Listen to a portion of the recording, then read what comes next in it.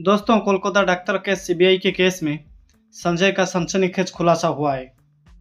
दोस्तों, आपने जरूर सुना होगा कि नशे में जुआ भी शेर बन जाता है। ये खुद संजय ने कहा है। पर सवाल ये खड़ा होता है कि डॉक्टर बेटी के साथ कोलकाता में जो केस हुआ, जो हादसा हुआ, उसमें एक चूहे का काम था या फिर लकड़बग्गों का पूरा झुंड का काम था। दोस्तों, बीसीसीआई की जांच में संजय सिंह ने कुछ ऐसे राज खोले हैं जो न सिर्फ दिल दहला देने वाले हैं, बल्कि इस केस के हर राज से पर्दा उठाने में सक्षम है। दोस्तों, सीबीआई ने 2 भागों में पूछताछ की है, एक घटना से पहले और दूसरा घटना के बाद।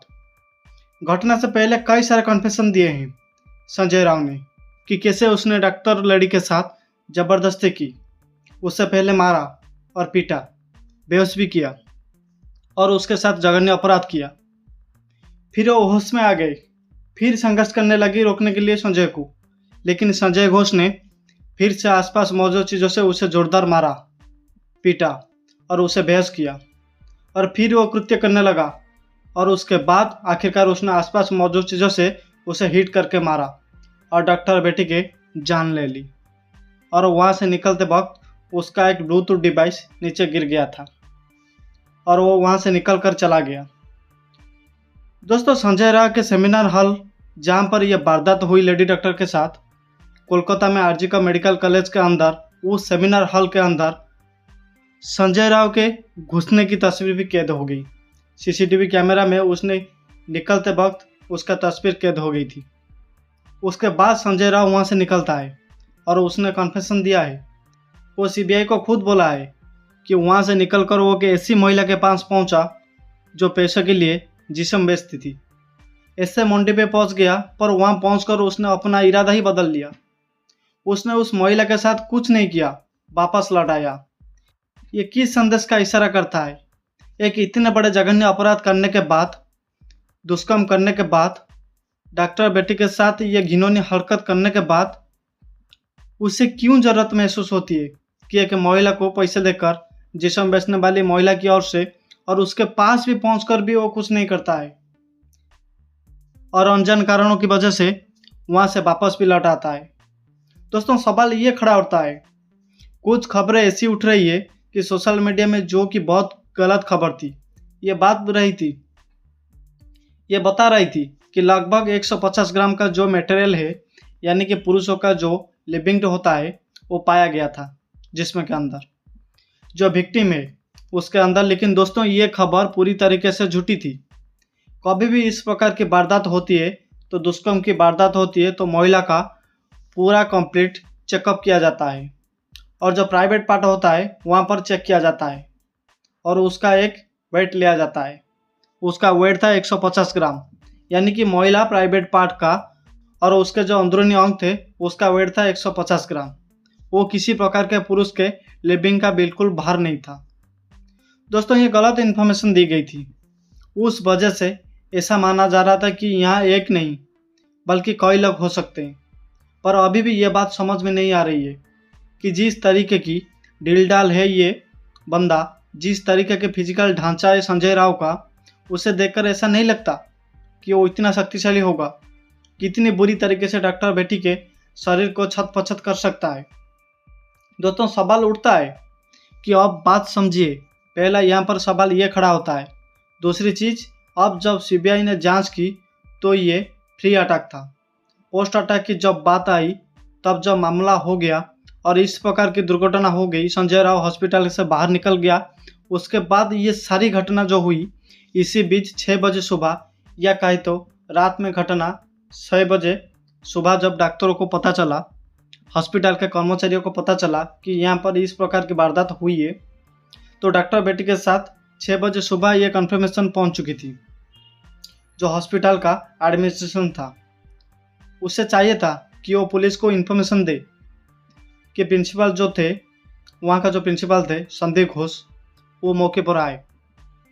थोड़ी देर बाद उन्होंने और डिले किया। इस पूरी चीज़ को सुबह 10:57 यानी कि जो परिवारजन थे उनका, वो डॉक्टर बेटी का जो परिवारजन थे, उन्हें बताया गया 10:57 में कि इस प्रकार की वारदात हो चुकी है। वहाँ पर पहुँचने के बाद 3 घंटे तक बच्चे के माता पिता को मिलने नहीं दिया गया। अपने माता पिता से बेटी को शव देखने को इजाज़त अनुमति नहीं दी गई। उसी बीच क्या हो रहा था? क्या हो रहा था उसी बीच? क्या कोई टेम्परिंग की जा रही थी? किसी प्रकार के प्रूफ को हटाने या मिटाने की कोशिश की जा रही थी? क्या संजय राव को वहाँ से प्लाट किया गया था? क्या उसके पीछे कोई राज है? लोग मौजूद थे उधर, ये सारे सवाल यह जनरेट होता है। दोस्तों, संदीप घोष जो वहाँ के प्रिंसिपल थे, उन्होंने इतना समय क्यों लिया? और ये भी अफवाह उड़ी कि संदीप घोष जो प्रिंसिपल है आरजीकर मेडिकल कॉलेज के थे, मतलब एक्स हो चुके हैं, अब इस्तीफा उन्होंने दे दिया है। उन्होंने इस घटना को एक अननेचुरल डेथ या यूं कहें तो खुद से ही कमिट कर लिया था। इस प्रकार का जो अपनी मृत्यु को खुद आमंत्रित कर लिया था डॉक्टर बेटी ने। इस प्रकार की खबर जो है मीडिया हाउसेस के सामने आई है और ये ऐसा बताया जा रहा था कि जो हॉस्पिटल प्रशासन था वो इसे दिखाना चाह रहा था ये हत्या नहीं है, ये एक ऐसा मामला है जिसमें जो थी सिस्टम व विक्टिम उसने अपने जीवन को खुद खत्म कर लिया। इसमें कई सच्चाई नहीं थी दोस्तों। संदीप घोष ने काफ़ी देर लगाई पुलिस तक पहुंचने में और माता पिता को जो शव था उसके करीब आने देने में। ये बहुत सस्पेंस था। दूसरी बैंडेज भी थी पोस्टमार्टम के लिए और पोस्टमार्टम के बाद रेडी थी। उनका अंतिम संस्कार नहीं करवाया गया, बल्कि सबसे पहले इनका अंतिम संस्कार करा दिया गया। डॉक्टर बेटी का तो क्या किसी प्रकार के सबूत को मिटाने या हटाने की कोशिश की गई है? दोस्तों, क्या डीएनए सैंपल डॉक्टर बेटी के अंदर से मिल सकते थे और उन्हें क्या कलेक्ट किया गया? अब ये सवाल खड़ा होता है कि हाँ, वो कलेक्ट किया गया है। सारा डीएनए जो है वो कलेक्ट किया गया है डॉक्टर बेटी से, जो कि दूसरा का हो सकता है। वो कोई एक शख्स था या कई शख्स थे। कई सारे इंफॉर्मेशन फ्लोरेंसिक और मेडिकल का एक कंप्लीट एक होने के बाद, एक रिपोर्ट आने के बाद सामने आएगी। और ये सवाल यहाँ उठता है कि आखिर जो संदीप घोष प्रिंसिपल थे उन्होंने इतना वक्त क्यों लगा दिया? क्यों वो सिर्फ रेपुटेशन के पीछे पड़े थे? दोस्तों, अपने मेडिकल कॉलेज की, अपने हॉस्पिटल की क्या सिर्फ रेपुटेशन के लिए उन्होंने इतना बड़ा कदम उठा लिया कि माँ बाप को 3 घंटे तक हॉस्पिटल के अंदर रुकवा के रखा और जो डेड बॉडी थी उसके सामने नहीं आने दिया? आखिर ये कैसे हो सकता है? या सिर्फ रेपुटेशन के लिए एक प्रिंसिपल इतना बड़ा कदम उठा सकता है, ये जानते हुए कि मीडिया क्या हल करेगा जब उसे इस इंफॉर्मेशन मिलेगी?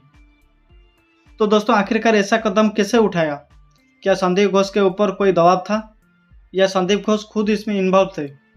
दोस्तों, सवाल यहाँ पर खड़ा होता है कि अब यहाँ पर पुलिस को भी एक बहुत बड़ी भूमिका आती है। पुलिस ने काफ़ी डिले किया है चीज़ों को, ये खबर निकल कर भी सामने आ रही है। बिग ब्रीफिंग चलाई जा रही है। जिस तरीके से बेहद जल्दी आकस्मिक रूप से उनका जो है अंतिम संस्कार कर दिया गया डॉक्टर लेडी का, ये भी बहुत बड़े सवाल खड़े करता है सीबीआई ने। दोस्तों, सीबीआई ने जब पूछताछ की तो 3 प्रमुख ग्रुप के लोगों से की। पहला तो संजय राव से की, जो कि मेन इसमें जो है मेन यहाँ पर जिसके उप संदेह है। सबसे इम्पोर्टेंट चीज़ जो संजय राव का उसका ब्लूटूथ जो है क्राइम सीन से मिला है और फोर्सिंग कई सारे ऐसे साक्ष्य भी मिले हैं, प्रूफ भी मिले हैं जो बताते हैं कि संजय राव उस वक्त डॉक्टर बेटी के साथ जब ये हो रहा था तो वहाँ वो मौजूद था। ये सारी चीज़ वहाँ पर आती है। पहला इनसे सीबीआई ने जो है पूछताछ की है और इसमें काफ़ी सारे बातें संजय राव ने खुद बताई है, खुद मान भी लिया है कि मैंने कैसे किस तरीके से सब कुछ किया था वो लेडी के साथ। और उसके बाद दूसरा जो पूछताछ की, वो जो सिलसिला चला सीबीआई का, वो था हॉस्पिटल के स्टाफ के साथ, including Sandeep Ghosh ex principle of RG Kar medical college and hospital, उनसे पूछताछ की। तीसरा जो शख्स था जिससे पूछताछ की गई वो वहाँ का कमिश्नर था। तब कमिश्नर को क्यों बुलाना पड़ गया?